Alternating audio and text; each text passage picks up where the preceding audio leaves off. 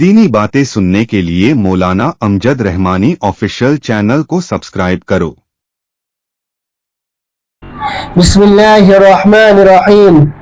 کسی شہر یا بستی میں داخل ہوتے وقت محفوظ رہنے کے لیے عمل۔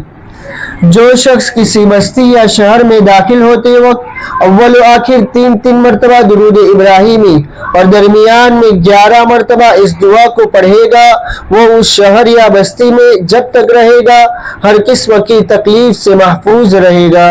وہ دعا یہ ہے: رب ادخلنی مدخل صدق واخرجنی مخرج صدق واجعل لی من لدنک سلطانا نصیرا۔